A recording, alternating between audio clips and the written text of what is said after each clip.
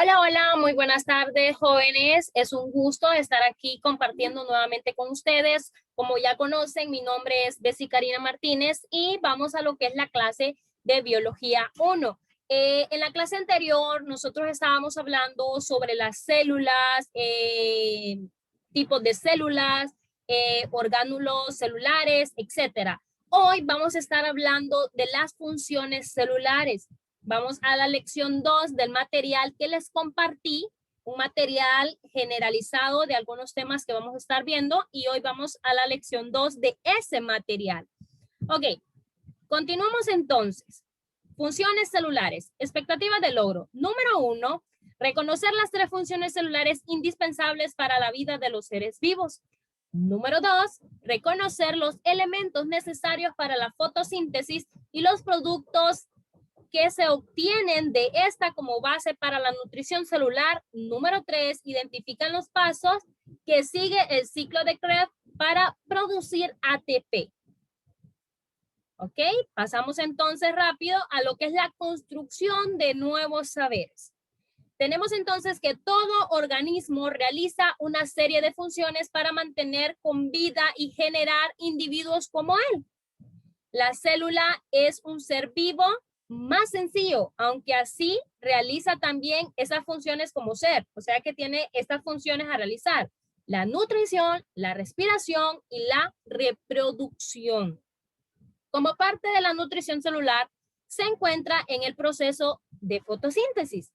La fotosíntesis es un proceso mediante el cual las plantas producen sustancias orgánicas a partir del dióxido de carbono y agua en presencia de clorofila. Esta es captadora de la energía celular, de la energía solar, perdón. El proceso de la fotosíntesis como tal lo descubrieron los científicos hace más de 200 años. Joseph Priestley, químico, físico y teólogo británico, publicó en 1772 un trabajo donde hace referencia al papel depurador de la vegetación en la naturaleza. Por estos descubrimientos, estamos seguros de que los vegetales no crecen en vano, sino que limpian y purifican nuestra atmósfera.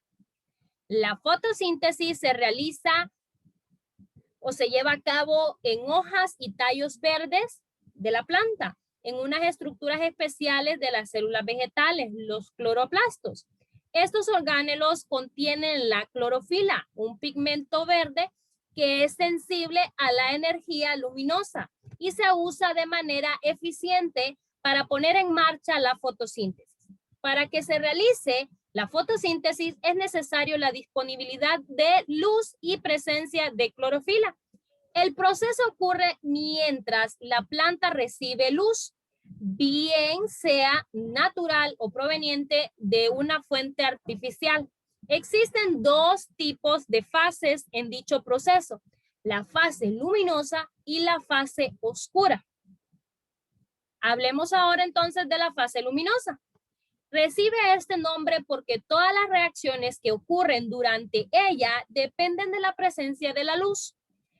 Esta es captada por la clorofila, permitiendo que se realice la fotólisis, reacción en la cual el agua desdobla en hidrógeno y oxígeno. Como resultado de esta reacción, el oxígeno es liberado al ambiente y el hidrógeno es utilizado en otras reacciones que ocurren dentro del mismo proceso.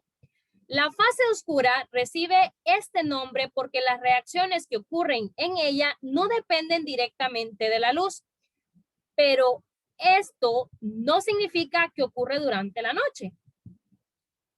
Esta fase requiere de compuestos formados durante la fase luminosa, además del dióxido de carbono que está tomado del ambiente. El último se combina con el hidrógeno, liberando la fotólisis y otros compuestos para formar glucosa, un carbohidrato sencillo. Bajamos más abajo. Cabe señalar que la actividad fotosintética o velocidad del proceso fotosintético es influenciada por diversos factores, tales como concentración de dióxido de carbono en la atmósfera, la temperatura, la disponibilidad de agua y luz. Y ahí podemos observar, ¿verdad? Todo lo que hemos mencionado anteriormente, que es el proceso de la fotosíntesis. Ahí está, dióxido de carbono, oxígeno, glucosa, la luz solar, minerales, raíz y agua. Ok, conozcamos entonces ahora la ecuación química de la fotosíntesis. Tenemos CO2, que es dióxido de carbono, más H2O, que es agua. ¿Qué me produce esto? En presencia de luz solar. Esto me va a producir glucosa. Y la fórmula de la glucosa, entonces, C6H12O6. Esa es la fórmula de la glucosa, más O2, que es oxígeno. Entonces, tenemos que CO2, que es dióxido de carbono, más agua, H2O, en presencia de luz solar va a producir glucosa y oxígeno, más oxígeno. Esa es la ecuación química de la fotosíntesis. Ahora bien, hablemos de lo que es la respiración celular. También conocida como respiración interna, es el proceso de transformación, de transformar energía química en formas de energías utilizables por la célula. Este proceso se lleva a cabo por medio de la oxidación, degradación, compuestos orgánicos para convertirlos en compuestos inorgánicos. La respiración celular, a su vez, se clasifica en dos tipos: respiración anaeróbica, respiración aeróbica. En la respiración celular, la glucosa se degrada. Es en un proceso que consta de dos etapas: la glucólisis y la respiración. La glucólisis se produce en el citoplasma de las células y no requiere de oxígeno. Consiste en la degradación de la glucosa, o sea, 6 carbonos, por una serie de reacciones bioquímicas hasta llegar a 2 moléculas de piruvato, o sea, 3 carbonos. La respiración se produce en la mitocondria y comprende dos etapas: el ciclo de Krebs y la cadena transportadora de electrones. En esa última etapa, la cadena transportadora de electrones, donde el oxígeno, o sea, en la respiración aeróbica, capta electrones y se forma agua. Si otro compuesto, como los sulfatos o nitratos, captan electrones, se habla de respiración anaeróbica. Ahora bien, conozcamos qué es entonces la respiración aeróbica. Este es un proceso de ¿qué? De metabolización de energía caracterizado por la oxidación de moléculas orgánicas por la acción de oxígeno, que es tomado del aire. El resultado final es agua y el dióxido de carbono. La respiración celular aeróbica es el proceso por el cual las células utilizan el oxígeno para ayudar a convertir la glucosa en energía.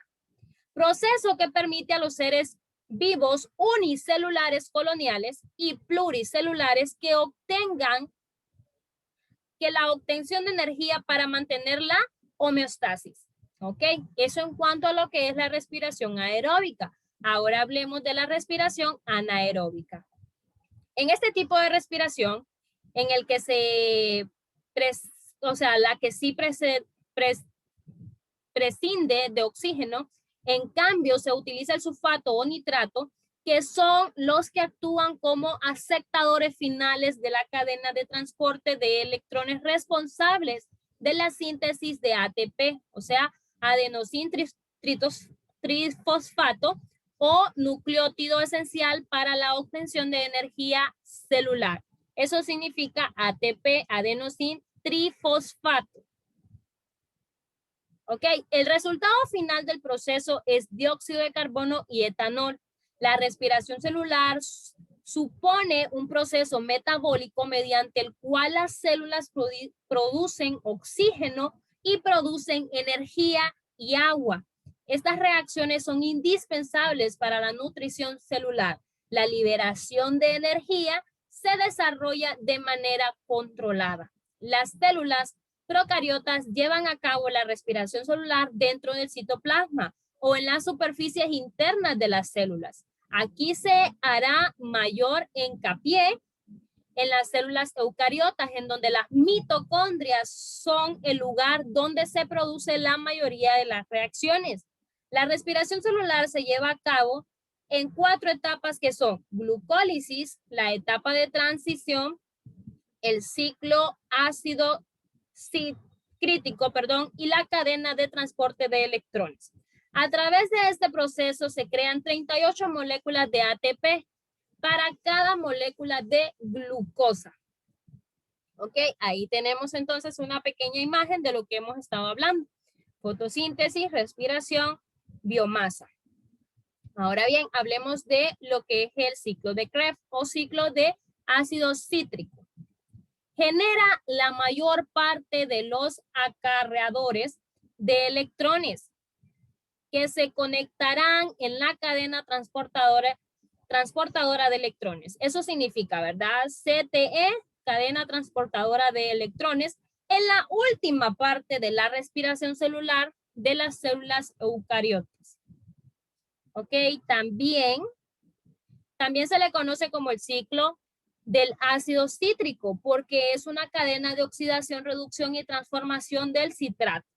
El citrato o ácido cítrico es una estructura de 6 carbonos que completa el ciclo regenerándose en oxalacetato.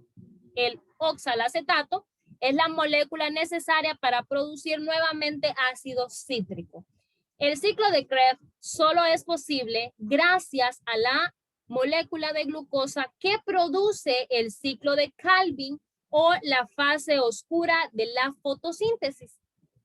La glucosa, mediante la glucólisis, genera 2 piruvatos que producirán en lo que se considera como la fase preparatoria del ciclo de Krebs, acetilcoenzima A, necesaria para obtener el citrato o ácido cítrico. Muy bien, continuamos entonces. Las reacciones del ciclo de Krebs acontecen en la membrana interna de las mitocondrias, en el espacio intramembranoso que se ubica entre las cristas y la membrana externa. En este ciclo se necesita de catálisis enzimáticas para funcionar, o sea, necesita la ayuda de enzimas para que las moléculas puedan reaccionar entre sí y se considera como un ciclo porque existe una reutilización de moléculas. Ahora bien, hablemos de los pasos del ciclo de Krebs. El comienzo del ciclo de Krebs es considerado en algunos libros a partir de la transformación de la glucosa generada por la glucólisis en 2 piruvatos. A pesar de ello, si consideramos la reutilización de una molécula para designar un ciclo, al ser la molécula regenerada, oxaloacetato, de 4 carbonos, consideramos la fase anterior a ella como preparatoria. En la fase preparatoria, la glucosa obtenida de la glucólisis se separará para crear 2 piruvatos de 3 carbonos, produciendo también un ATP, un NADH por piruvato. Cada piruvato se oxidará, transformándose en una molécula acetilcoenzima A, 2 carbonos y generando un NADH de NAD+.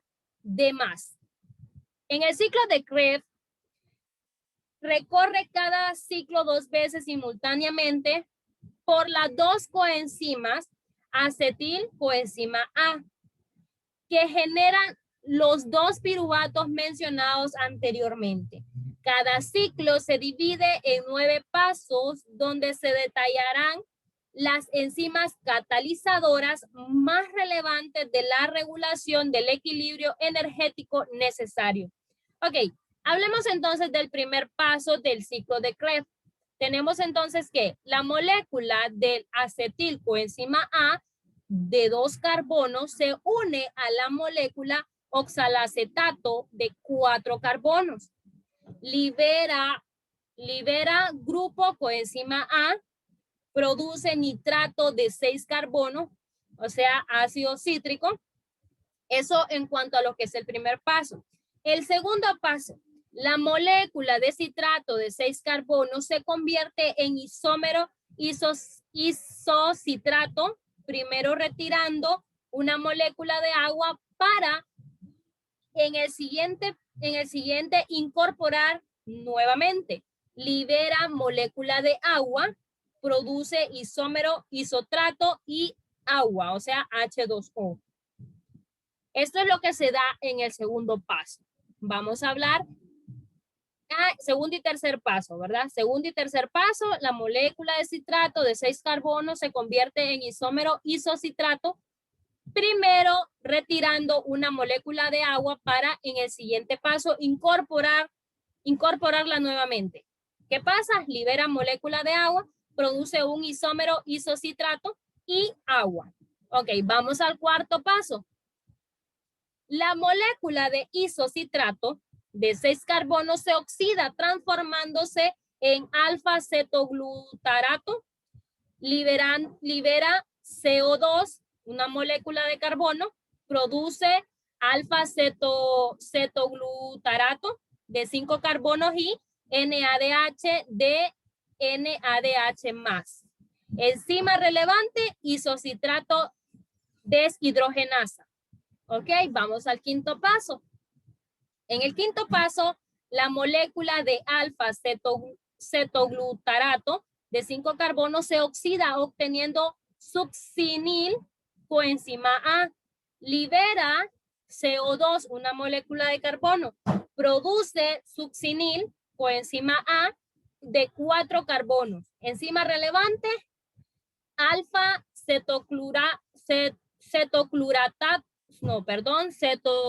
cetoclurarato deshidrogenasa.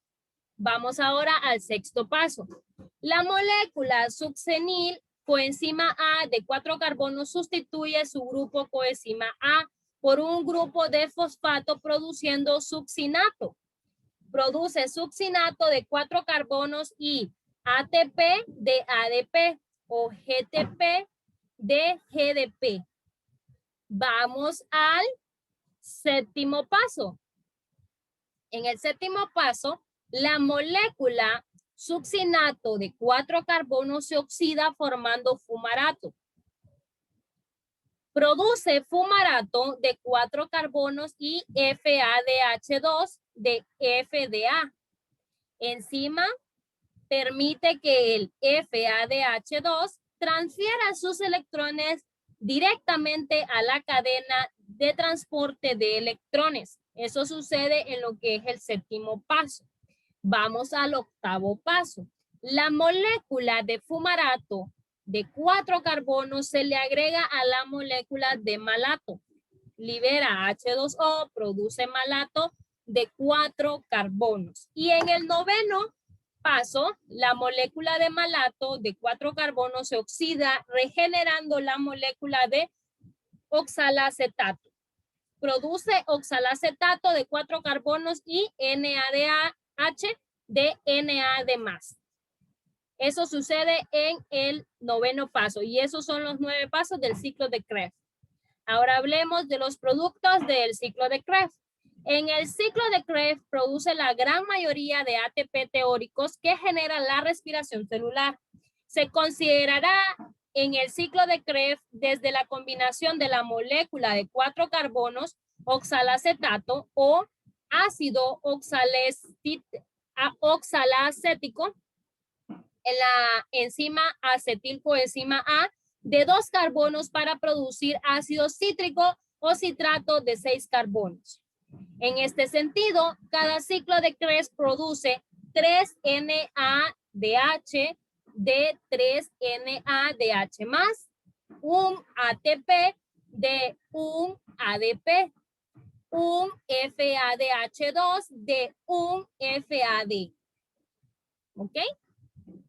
Como el ciclo se produce 2 veces en simultáneo dividido a las 2 coenzimas acetilcoenzima A, producto de la fase anterior llamado oxidación del piruvato, se debe de multiplicar por 2, lo que queda como resultado 6 NADH que genera 18 ATP, 2 ATP, 2 FADH2 que genera 4 ATP. Los restantes ATP se obtendrán de la glucólisis y de la oxidación del piruvato. La suma anterior nos da 24 de los 38 ATP teóricos que resultan de la respiración celular, ¿ok? Entonces, todos los pasos que yo les acabo de hablar, o sea, los 9 pasos del ciclo de Krebs, están detallados en este esquema.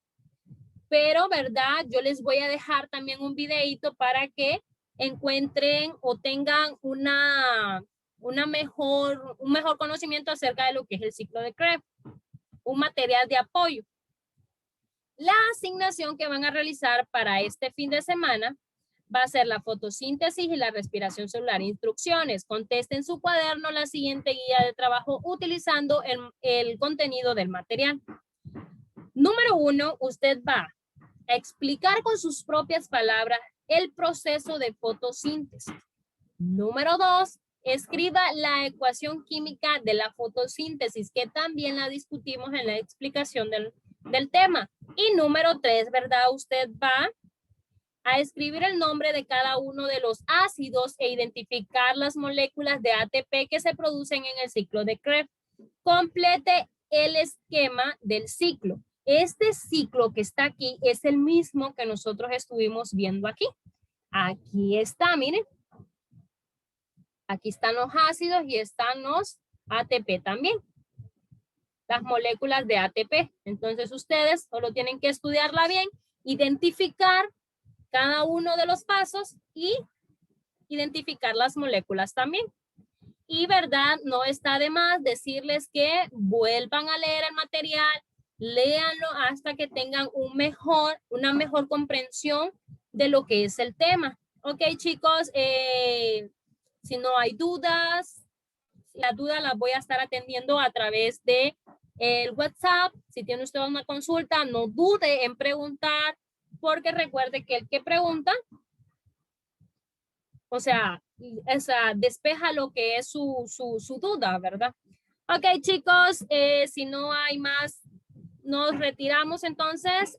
Doy por finalizada lo que es esta clase. Cuídense mucho. Nos vemos en la próxima si Dios así lo permite. Bye.